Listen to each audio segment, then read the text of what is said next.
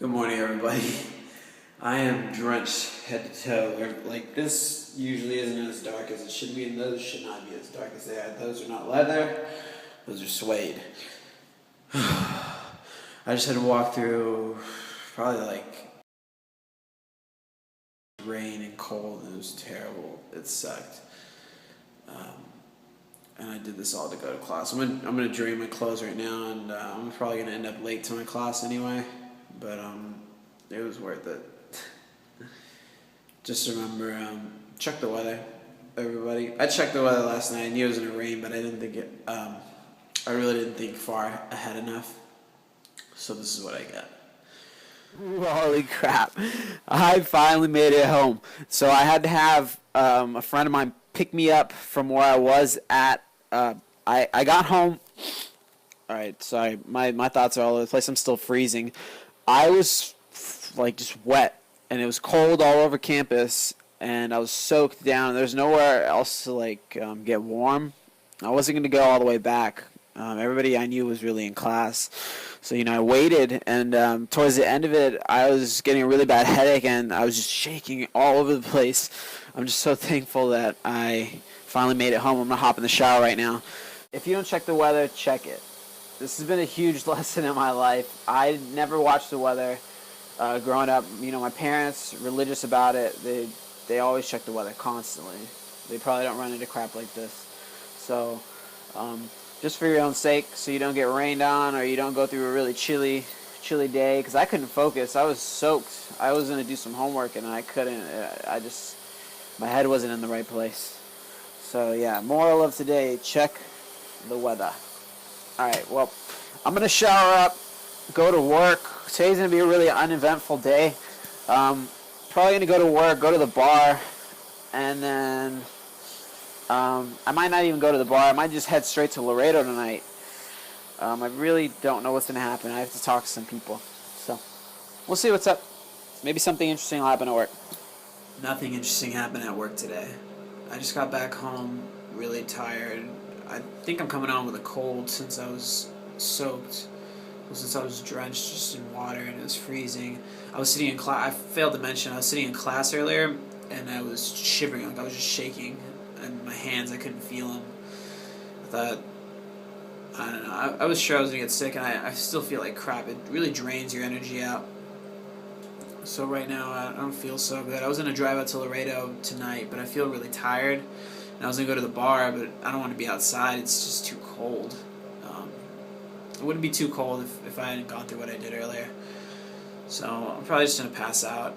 I'm sorry today was so short. I should have brought up some more stuff. About that relationship thing. I bring up the relationship a couple times. I've probably brought it up 2 or 3 times, but I'm trying to move on from it. I really don't want to, and it's natural when you've been left. But, she's found somebody else, and there's nothing I can do about it. I mean, a lot of people tell me that this is out of my hands. There's nothing I can do. Move on, find another girl. I don't know, have sex with another girl. Get it out of your system, and I don't want to do any of that. It's, it's really just up to, what you feel like doing. Don't be crazy and start, like murdering animals or sending creepy comments on Facebook or messages, stuff like that. Just be normal. Let it go. Cry. I did a lot of crying. It sucked. A lot of moping. A lot of just laying in bed, not being able to sleep. It's terrible. It sucks. It's not fun being broken up. But to be honest, I think I've grown from this. I'm becoming better. I notice, and I haven't told anybody really much about this, but the person that I was just a terrible, crappy person to be around. I was lazy, stay at home a lot, really antisocial. I didn't care.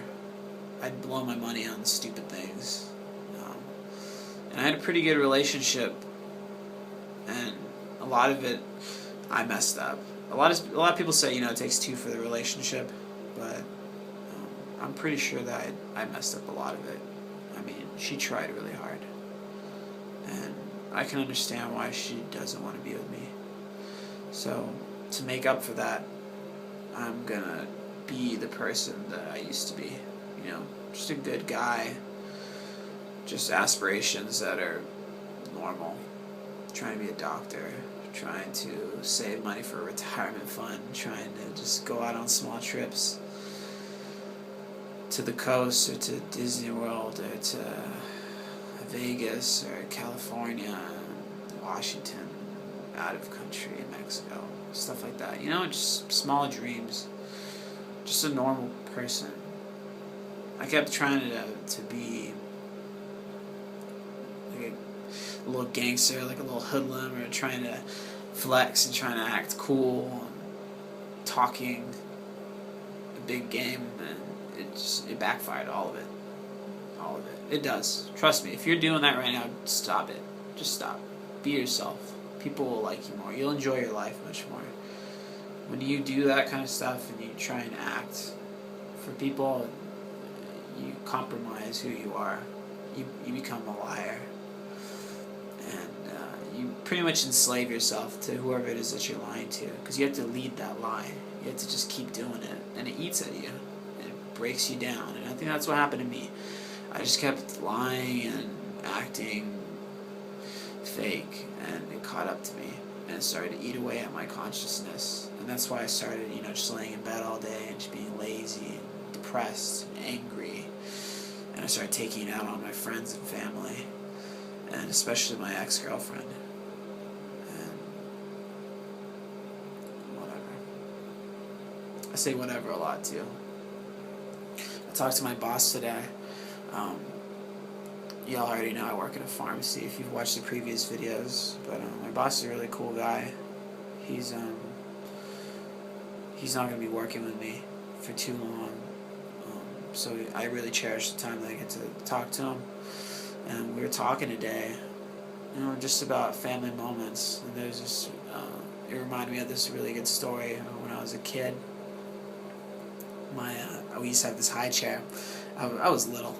We had this high chair that I would sit at, and I would watch Jurassic Park. I would watch Jurassic Park every day. And the high chair had like this hole in the bottom of it. And in the hole, there was like this stuffing that the stuffing that comes out of chairs. And, I would pull the stuffing out. I would jam it up my nose. I'd just stick it up there, push it up like as deep as I could, and I would pull that out. Pull it, look at it. I was a little kid, so I'd probably put it in my mouth. Gross, I know, but that's the truth. Stop lying.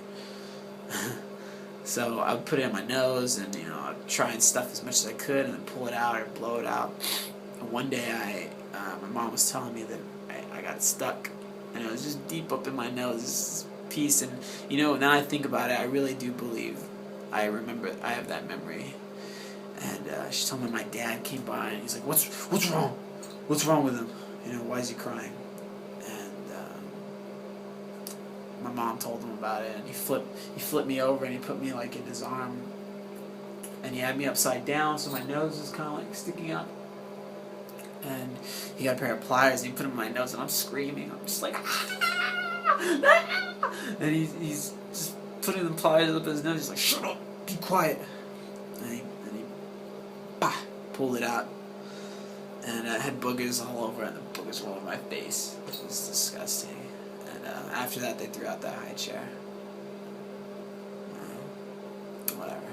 I just felt like telling that story. It's a really funny story in my opinion. It's not that funny, but it's just it's a story that I really like.